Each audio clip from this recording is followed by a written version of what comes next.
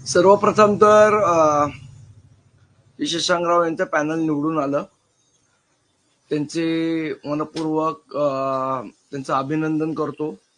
14 त्यांचे लोक निवडून आले आणि यापुढे पतपेढीचं काम, बीएसटीच्या पतपेढीचं काम ते चांगल्या प्रकारे हाताळतील, चांगल्या पद्धतीने त्याच्यामध्ये सुधारणा करतील आणि कामगारांना न्याय देतील अशी अपेक्षा व्यक्त करतो आणि त्यांचं मनापासून अभिनंदन करतो.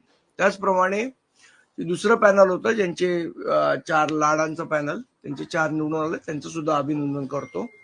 दुसरे 2 आले, त्यांचं सगळे जे निवडून आलेले आहेत त्या सगळ्यांचं मनापासून अभिनंदन करतो. पैशाचा वापर या निवडणुकीत झाला असं तुमचंही म्हणणं की थोडा सामंत म्हणाले, आता वाटतंय का तुम्हाला? पैशाचा वापर तर निश्चितपणे झाला, पण आता कसं असतं की ज्यांचा पराभव झालाय त्यांनी जर असे आरोप केले तर त्याला काही अर्थ नसतो. पण पैशाचा वापर झाला हे मला असं वाटतं निवडणूक म्हणजे मतदान चालू होण्याआधी मी पुराव्यासकट दाखवून दिले आणि त्याचे पुरावे पण आमच्याकडे आहेत की कशा पद्धतीने पैशाचा वापर झाला. पैशाचा वापर केला, सत्तेचा वापर केला, ईओडब्ल्यूच्या नोटिसेस पाठवलेल्या, जे शिवसेनेचे जे कामगार सेनेचे जे नेते होते त्यांना ईओडब्ल्यूच्या नोटीस पाठवल्या, खोटी आश्वासनं दिली. तर आम्ही बघतोय की 15 लाखात तुम्ही घर देणार होतात बीएसटीच्या लोकांना. म्हणजे ते मोदींनी 15 लाख जसे प्रत्येकाच्या खात्यात पाठवले तसं व्हायला नको ही अपेक्षा व्यक्त करतो. दोन्ही ठाकरे बंधू एकत्र मिळून ही निवडणूक लढत होते, त्याच्यामुळे विशेष महत्व दिलं होतं. जागा एकही मिळाली नाहीये, त्याच्यामुळे प्रसाद लाडांनी आरोप केला की ठाकरेंना मुंबईकर स्वीकारत नाही किंवा ठाकरे ब्रँड चालणार नाही. मला असं वाटतं आता कसं आहे, जिंकल्यावर थोडं हळद्या अळकुंडाने पिवळे होणारे लोक आहेत, त्याच्याबद्दल काही वाद नाही. स्वतःचे 4 आले, दुसऱ्याचे 14 आले, तरी त्याच जोशाने जर बोलत असतील तर मला असं वाटतं त्यांनी पण आत्मपरीक्षण केलं पाहिजे की एवढा गाजावाजा करून, एवढे करोडो रुपये वाटून आपले 4च का आले याचं आत्मपरीक्षण करायला पाहिजे. प्रसाद लाड पुन्हा एकदा रिचेकिंगसाठी त्यांनी अप्लाय केलाय. त्यांचं म्हणणं आहे की आमचं पॅनल हे निवडून येऊ शकतं आणि म्हणून त्यांनी पुन्हा एकदा फेर मतमोजणीसाठी अर्ज देखील दाखल केला. चांगलं आहे. त्यांना जर एखाद्या गोष्टीमध्ये शंका असेल तर मतदानामध्ये अर्ज करणं, फेरमोजणी करणं हे सगळे लोकशाहीने दिलेले अधिकार आहेत आणि ते जसे त्यांना त्या अधिकाराची जाणीव आहे तसे दुसऱ्यांनाही त्या अधिकाराने त्यांनी लक्षात ठेवायला पाहिजे मतांची चोरी करताना. राजकीय निवडणूक बघा, ही एक पतपेढीची निवडणूक होती. याच्यावरनं कुठलेही तर्क वितर्क, लिटमस टेस्ट वगैरे मांडण्याची गरज नाही.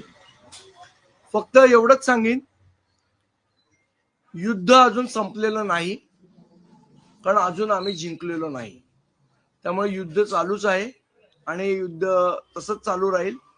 आणि लाडांसाठी त्यांचे गुरु देवेंद्र फडणवीस यांनी म्हटलेलं एक वाक्य त्यांना पुन्हा एकदा सांगतो,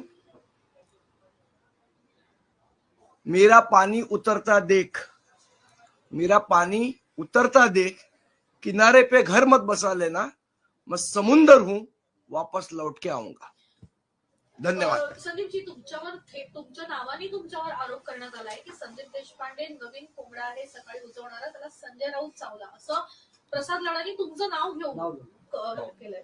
प्रसाद लाड माझे मित्र आहेत आणि ते जे बोललेत की कोण कोणाला चावलं ते मला असं वाटतं येणाऱ्या दिवसात कळेल. शशांकराव यांचं पॅनल आलंय, परंतु ते असं म्हणतायत की मला भाजपनं मदत केली, मला आशिष शेलारांनी मदत केली, स्वतः देवेंद्र फडणवीस देखील माझ्यावर लक्ष ठेवून होते, त्यांनी देखील मला मदत केली. याकडे कशा पद्धतीने पाहताय? भाजपला क्रेडिट दिलेलं नाही, मला असं वाटतं कसं आहे बघा, इलेक्शनच्या पडद्याच्या आड अनेक गोष्टी होत असतात. त्यातली शशांकरावांची गोष्ट असू शकते, त्यांना मदत केलेली असू शकते आणि ते जर स्वतः म्हणतात तर मी नाकारणारा कोण? सर, आता या निवडणुकीमुळे भाजपचं असं म्हणणं आहे, प्रसाद देखील स्वतः म्हणतायत की मुंबई महानगरपालिका निवडणूक, बघा मी तुम्हाला सांगतो, पतपेढीची निवडणूक आणि मुंबई महानगरपालिका निवडणूक याचं कंपॅरिझन होऊ शकतं का? चा विचार केला पाहिजे प्रत्येकाने. मुंबई बँकेची निवडणूक आणि महाराष्ट्र राज्याची निवडणूक सारखी असते का? हे एकदा प्रवीण दरेकरांनी पण सांगावं. प्रसाद लाडांनी हेही म्हटलंय की मला फक्त प्रवीण दरेकरांनी मदत केली, पक्षाने मदत केल्याचा उल्लेख त्यांनी केला नाही, पण पक्षाने मदत केल्याचा उल्लेख शशांकरावांनी केला. ईओडब्ल्यू काय पक्षाच्या बाहेर आहे का? गेल्या 7 वर्षात ज्या पॅनलनी काम केलं किंवा शशांकराव आरोप करतात ते भ्रष्टाचार केला, तर त्याचा धक्का आपल्यालाही पडला असं तुम्हाला मागत दिलं असं वाटतंय? नाही बघा कसं आहे, महाराष्ट्र नवनिर्माण सेनेने पहिल्यांदाच पतपेढीची निवडणूक लढवलेली. आमची सदस्य संख्याही कमी होती हेही आम्ही मानतो. त्या मनाने आम्ही खूप चांगली फाईट दिली. ठाकरेंनी बेस्टचं खासगीकरण करण्यासंदर्भात पावलं उचलायला सुरुवात केली होती आणि म्हणून त्याचा फटका त्यांना पडला असा आरोप केला मला माहित जातोय. नाही त्याच्यावर. खासगीकरण होत असेल मला माहित नाही त्याच्यावर. धन्यवाद. थँक्यू.